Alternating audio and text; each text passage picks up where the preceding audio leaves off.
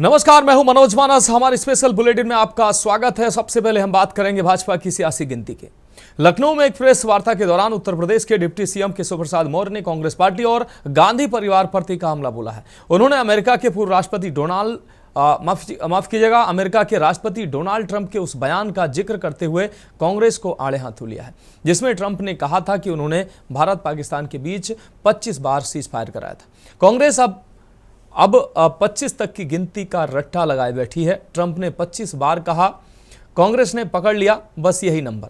उन्होंने कहा कि कांग्रेस पार्टी अब 1, 2, 3 वाली गिनती सीख रही है और इसी बहाने से राजनीति करने की कोशिश कर रही है। डिप्टी सीएम ने यह भी जोड़ा कि जिस कांग्रेस पार्टी को कभी राष्ट्रीय स्तर की सबसे बड़ी पार्टी माना जाता था, वह अब गांधी परिवार की जेब में सिमट कर रह गई है और वहीं से मौज कर रही है। मौर्य ने तंज कसते हुए कहा कि गांधी परिवार की अगुवाई में कांग्रेस अब 25 तक की गिनती सीखने के स्तर तक आ गई है। उन्होंने यह बयान उस संदर्भ में दिया जब कांग्रेस ने डोनाल्ड ट्रंप के बयान के आधार बनाकर मोदी सरकार पर निशाना साधा था कि पाकिस्तान के साथ सीज फायर की मध्यस्थता में अमेरिका की भूमिका रही है। डिप्टी सीएम ने कांग्रेस पर यह आरोप भी लगाया कि वह विदेशी नेताओं के बयानों को तोड़ मड़ोड़ कर पेश करती है ताकि भारत सरकार की छवि को अंतर्राष्ट्रीय स्तर पर नुकसान पहुंचाया जा सके।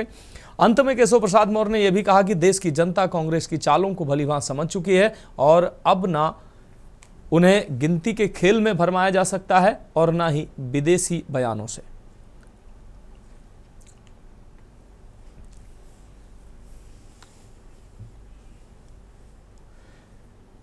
तो डिप्टी सीएम केशव प्रसाद मौर्य का कांग्रेस पर तंज सामने आया है। उन्होंने कहा 1, 2, 3 वाली गिनती सीख रही है कांग्रेस। एक्स पर पोस्ट के माध्यम से उन्होंने कांग्रेस पर हमला बोला। अमेरिका राष्ट्रपति ट्रंप ने 25 बार कहा कि उन्होंने भारत पाक के बीच सीज फायर कराया। कांग्रेस उसी संख्या का रट्टा लगाए हुए 25 तक गिनती सीखकर गांधी परिवार और उसकी जेब में रहने वाली कांग्रेस। तो केशव प्रसाद मौर्य ने कांग्रेस पर जमकर निशाना साधा है। डिप्टी सीएम केशव प्रसाद मौर्य का कांग्रेस पर तंज सामने आया है।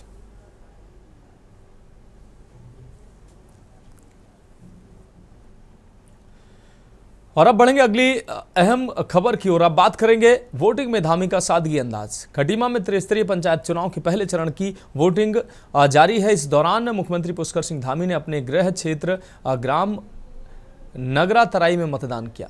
उन्होंने अपनी माताजी के साथ मतदान केंद्र पर पहुंचकर आम मतदाताओं की तरह लाइन में खड़े होकर सादगी और लोकतंत्र के प्रति सम्मान का परिचय दिया। मुख्यमंत्री धामी ने के न्यूज के संवाददाता सुरेंद्र कुमार गुप्ता से बातचीत में विश्वास जताया कि पंचायत चुनाव में सरकार को सफलता मिलेगी। उन्होंने प्रदेश के सभी मतदाताओं से लोकतांत्रिक कर्तव्य निभाने और अधिक से अधिक संख्या में वोट डालने की अपील भी की।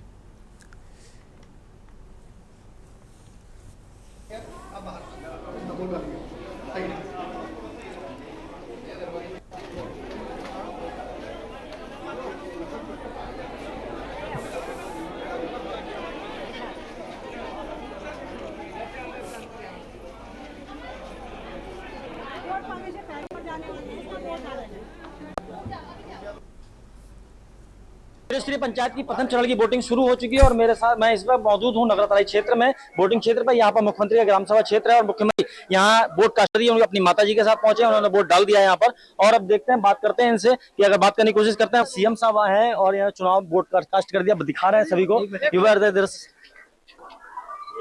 किस प्रकार से यहाँ वोटिंग की है लगातार दिखा रहे हैं। यहाँ पर वोट डाल चुके हैं, ग्राम सभा पहुंचे अपने। क्या कुछ कहना चाहते हैं सीएम साहब? मैं सभी से अपील करता हूं कि सभी आकर मतदान में भाग लें और जो हमारी अंतिम इकाई है, विकास को मजबूत करने वाली इकाई त्रिस्तरीय पंचायत, इन चुनावों में मतदान करें और विकास में अपना योगदान दें। और आदरणीय प्रधानमंत्री श्री नरेंद्र मोदी जी के नेतृत्व में 2014 के बाद तीव्र गति से हमारी पंचायतों का, ग्राम सभाओं का, किसानों के क्षेत्र में होने वाली सभी प्रकार की विकास की गतिविधियों को तेजी से उनको तीव्र गति प्रदान हुई है।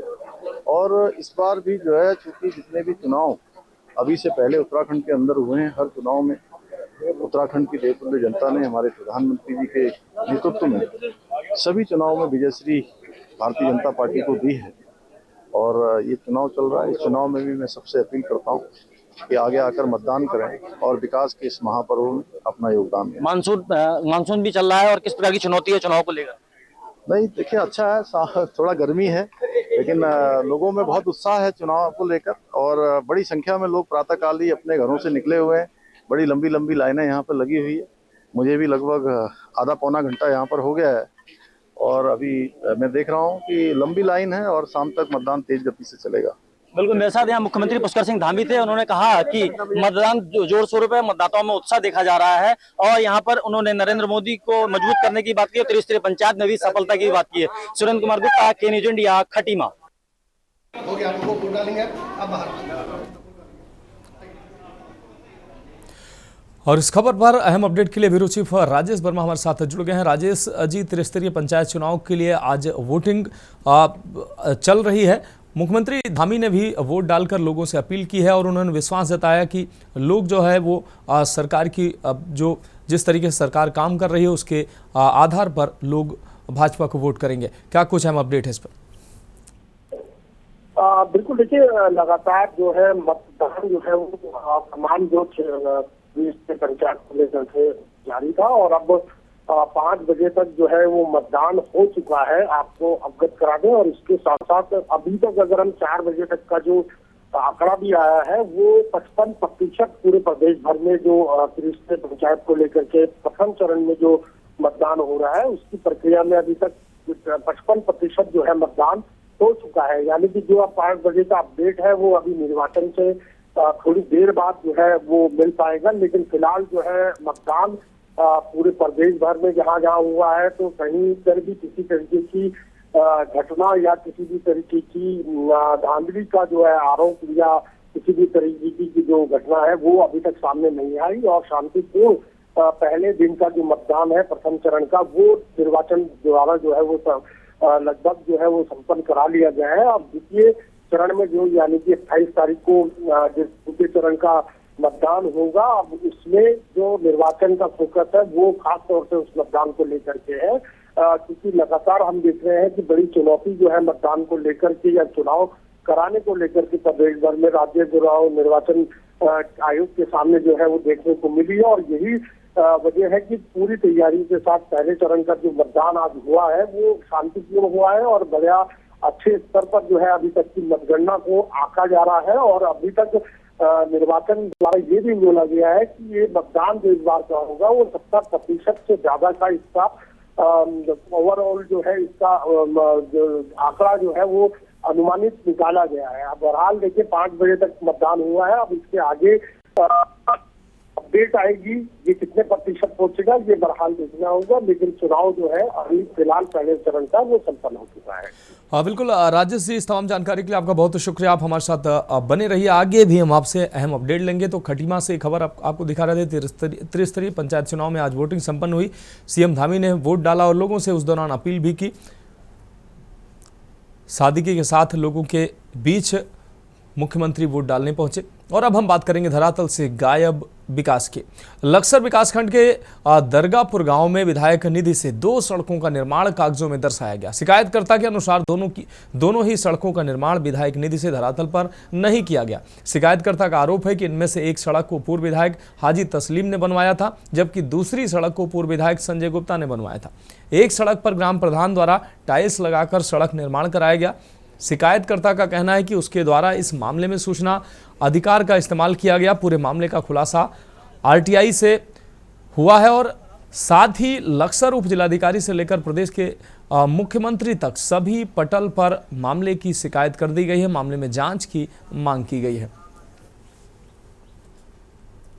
तो जमीनी हकीकत उसके बाद तो यार गड्ढे पड्ढे होते इसमें कहोगे बीच में प्रधान को बनाई नहीं, फिर अभी जो हमारे अर्जुन प्रधान जी उन्होंने बनाई थी इंटरलॉक बीच में कुछ हुआ ही नहीं, इसमें गड्ढे पड़े थे, बहुत बेकार हो रहा। बस जब भी तस्लीम विधायक थे जितना समय हो गया होगा, बीच में नहीं बनी है। प्रधान ने तो ओरिजिनल बनाई है, प्रधान ने भी 2 भाग में पिछले साल ओरिजिनल बनाई, लेकिन उससे पहले 15 साल पहले जो है 10-15 साल पहले तस्लीम अहमद जी ने बनाई जो विधायक थे, उसके बीच में कोई सड़क ही नहीं बनी। अच्छा तस्लीम वो क्या नाम विधायक शहजाद जी ने जो क्या नाम 22-23 में उन्होंने बना दी कागजों में। एक अभी जो चंद्रपाल सैनी से लेकर और जी राजू कुमार सैनी तक वो सड़क भी जो क्या नाम कभी विधायक थे वो क्या नाम संजय गुप्ता उन्होंने बनाई थी।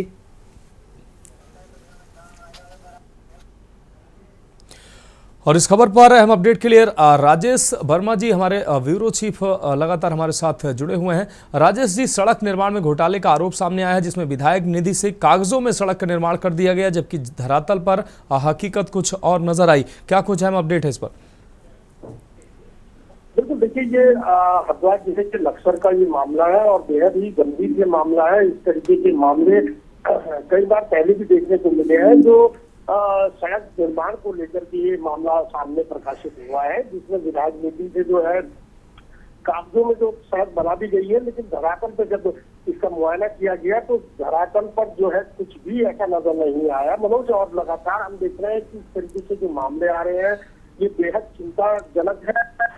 जो जनता का पैसा है, आम जनता की जो बुनियादी सुविधाएं हैं उनके लिए इस तरीके से विधायक निधि से जो है पैसा फंडित जो है वो कर लिया जाता है लेकिन धरातल पर काम नहीं आता। हालांकि इस पूरे मामले को लेकर के आरटीआई से जो है इसका खुलासा हुआ है और उप जिला अधिकारी जो हरिद्वार है उनको और साथ ही मुख्यमंत्री पुष्कर सिंह धामी को इस बारे में पूरी शिकायत की गई है। बहरहाल अब देखना होगा कि प्रशासन और सरकार इस पर क्या निर्णय लेती है, लेकिन ये गंभीर मामला है। इसको लेकर के लगातार हम देख रहे हैं कि इस तरीके के मामले जो है कई बार निकल चुके हैं और धामी सरकार हमेशा इन मामलों को लेकर के सख्त नजर आई है। अब इस पे धामी का क्या एक्शन होगा ये बहरहाल देखना होगा, लेकिन ये बढ़िया सड़क घोटाला है, इसमें कोई डर राय नहीं है कि इसमें अगर कोई आरोपित निकलता है तो उसके ऊपर बड़ी कार्रवाई जो है वो प्रशासन द्वारा की दी जाएगी।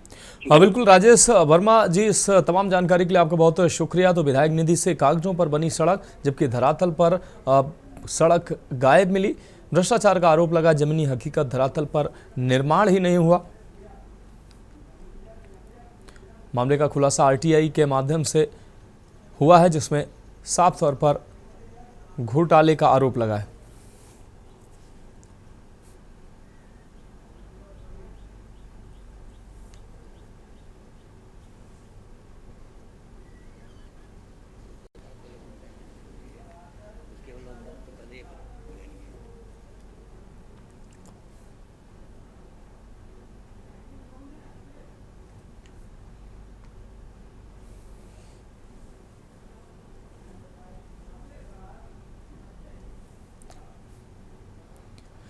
और अब हम बात करेंगे मास्टर साहब मत जाइए। मोतिहारी के सुगौली से एक भावुक कर देने वाली खबर सामने आई है, तस्वीर सामने आई है। यहाँ नवसृजित प्राथमिक विद्यालय पवरिया टोला उर्दू के प्रधानाध्यापक मधुरेंद्र कुमार के तबादले के बाद से स्कूल परिसर में विदाई समारोह का आयोजन किया गया, लेकिन ये महज एक औपचारिक कार्यक्रम नहीं था। यह एक ऐसा दृश्य था जहाँ शिक्षक और छात्रों के बीच के रिश्ते की गहराई आंखों से छलकती नजर आई। करीब 7 वर्षों तक विद्यालय में अपनी सेवा देने वाले प्रधानाध्यापक मधुरेंद्र कुमार का स्थानांतरण होते ही छात्रों और अभिभावकों की आंखें नम हो गई। छात्रों ने प्रधानाध्यापक को स्कूल न छोड़ने की जिद तक कर दी। कई छात्र फूट फूट कर रोते नजर आए। अपने संबोधन में पूर्व प्रधानाध्यापक मधुरेंद्र कुमार ने कहा कि शिक्षक का स्थान माता पिता से भी ऊपर होता है। हम सिर्फ पाठ नहीं पढ़ाते बल्कि बच्चों का भविष्य गढ़ते हैं। यही वजह है कि शिक्षक और छात्र के बीच एक अटूट रिश्ता बन जाता है।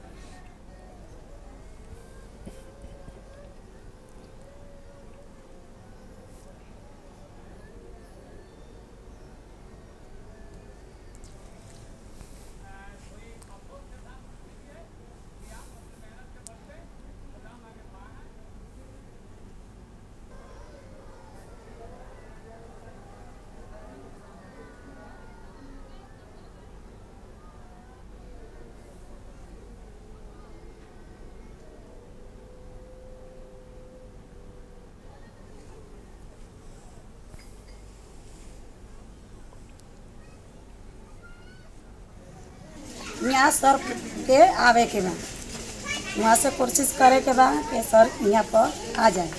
हम लोग के भी बहुत दुख हो रहा है। आप स्कूल में क्या हैं? सचिव है। काफ़ी बच्चों से लगाव था इनका? बहुत लगाव है उनको। अभी कैसा महसूस हो रहा है आप लोग सभी लोग का? वो लग रहा है हमारे भाई जा रहा है यहाँ से। सर जा रहे हैं। तो विभाग के द्वारा जाना ही है सर को? सर रहेंगे। हाँ सर यहाँ पे रहेंगे।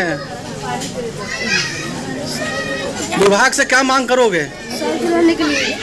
जी मैं एनपीएस पवरिया टोला उर्दू सुगौली वार्ड नंबर 11 में पदस्थापित प्रभारी के रूप में 11 साल काम किया।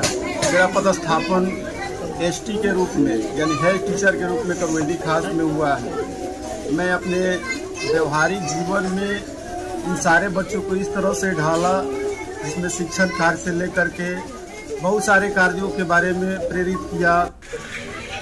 मौर्य टोला नवसृजित प्राथमिक विद्यालय के एचएम जो 11 साल से माननीय मधुरेंद्र कुमार जो काम कर रहे थे यहाँ पद अपना दिए, उस समय से काफ़ी स्कूल को मैंने सीमित संसाधन में इन्होंने इसको सजाया संवारा।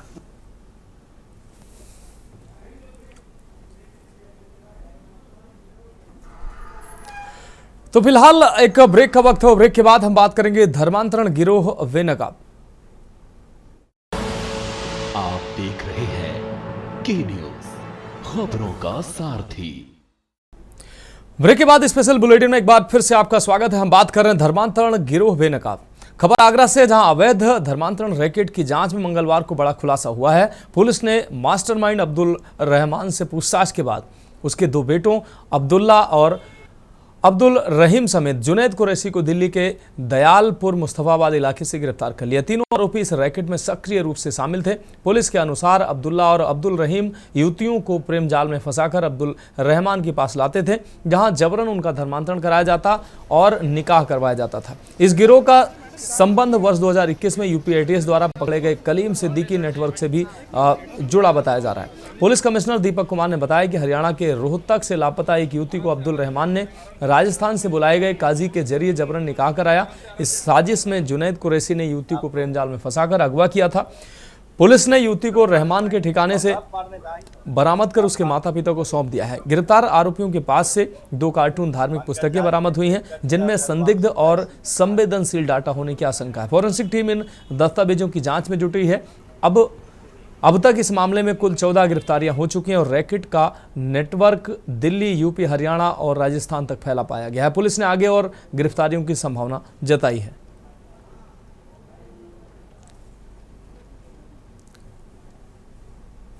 मिशन अस्मिता के तहत आगरा से गायब जो हमारी 2 बालिकाएं थी, उस संबंध में जो मुकदमा दर्ज हुआ, उस मामले की विवेचना हमारे साइबर थाना के द्वारा की जा रही है। और इसमें आज जो है नया जो अपडेट है, अभी तक 11 लोग गिरफ्तार हुए थे, इसमें 3 अन्य लोगों को हमने गिरफ्तार किया है। जैसा कि आप लोग जानते हैं कि हमारी एक बालिका ममता, जो कि रहने वाली रोहतक की थी, उसने ऑनरेबल मजिस्ट्रेट के सामने 164 में अपना एक बयान दिया, 161 में पुलिस के सामने और 164 जो पुरानी धारा थी CRPC की, उसमें उसने ये बयान मजिस्ट्रेट के सामने उसने अपना इकबालिया बयान दिया, जिसमें कि उसने स्वीकार किया कि उसको ज़बरदस्ती धर्म परिवर्तन के लिए प्रेरित किया गया और उससे के साथ ज़बरदस्ती कृत्य इन लोगों के द्वारा किया गया और अपने घर में उसको रखा गया। तो इसके आधार पर जो जुनैद कुरैशी, जिसने उससे गलत तरीके से निकाह किया, सही बात बिना बताए हुए, उसको पुलिस ने अरेस्ट किया। अब बढ़ेंगे अगली खबर की ओर। संकट में पुलिस ट्रेनिंग स्कूल की अब हम बात करेंगे। गोरखपुर के पुलिस ट्रेनिंग स्कूल में बुधवार को उस वक्त हंगामा मच गया जब सैकड़ों महिला रिक्रूटों ने बदहाल व्यवस्थाओं के खिलाफ पीएससी गेट पर प्रदर्शन शुरू कर दिया है। बिजली पानी की कमी, क्षमता से अधिक रिक्रूटों को बैरक में रखने और बाथरूम में सीसीटीवी कैमरे लगाए जाने जैसे गंभीर आरोपों के बीच माहौल तनावपूर्ण हो गया। सुबह करीब 7 बजे शुरू हुआ प्रदर्शन तब और उग्र हो गया जब मौके पर पहुंचे आरटीसी प्रभारी संजय राय ने कथित तौर पर अभद्र भाषा का प्रयोग किया। नाराज रिक्रूटों ने गेट पर बैठकर हंगामा शुरू कर दिया। भीषण गर्मी और तनाव के कारण 6 महिला रिक्रूट बेहोश हो गई, जिन्हें तत्काल एम्बुलेंस से जिला अस्पताल पहुंचाया गया। आरोपों की गंभीरता को देखते हुए शासन ने तुरंत कार्रवाई की। पीटीएस के प्रधानाचार्य डीआईजी रोहन पी करनई को हटा दिया गया है और वहीं पीएससी की 26वीं वाहिनी के कमांडेंट आनंद कुमार, आरटीसी प्रभारी संजय राय और प्लाटून कमांडर को सस्पेंड कर दिया गया है। पीटीएस गोरखपुर के नए प्रभारी प्रधानाचार्य एएसपी अनिल कुमार प्रथम बनाए गए हैं। वहीं एएसपी निहारिका शर्मा को 26वीं वाहिनी पीएससी गोरखपुर का प्रभारी सेनानायक नियुक्त किया गया है। लखनऊ से जांच के लिए पहुंचे आईजी पृथिंदर सिंह ने गहन निरीक्षण के बाद बताया कि बाथरूम में कैमरे होने का आरोप निराधार है। उन्होंने कहा कि कुछ व्यवस्थागत असुविधाएं जरूर थी, जिन्हें तुरंत दुरुस्त कर लिया गया है। आईजी ने सोशल मीडिया पर अफवाह फैलाने वालों के खिलाफ कड़ी कार्रवाई के निर्देश भी दिए हैं। मामला जब मुख्यमंत्री योगी आदित्यनाथ तक पहुंचा तो उन्होंने अफसरों को फटकार लगाई और दोषियों पर तत्काल कार्रवाई के निर्देश दिए। देर रात तक जांच कमेटी का गठन कर दिया गया है और अफसरों से पूरी रिपोर्ट तलब की गई। गौरतलब है कि यहाँ 21 जुलाई से 2023 बैच की करीब 600 महिला रिक्रूटरों का प्रशिक्षण शुरू हुआ था। अब प्रशासन का दावा है कि सभी आवश्यक सुविधाएं बहाल कर दी गई हैं और स्थिति नियंत्रण में है। मामले की जांच जारी है और शासन लगातार स्थिति की निगरानी कर रहा है।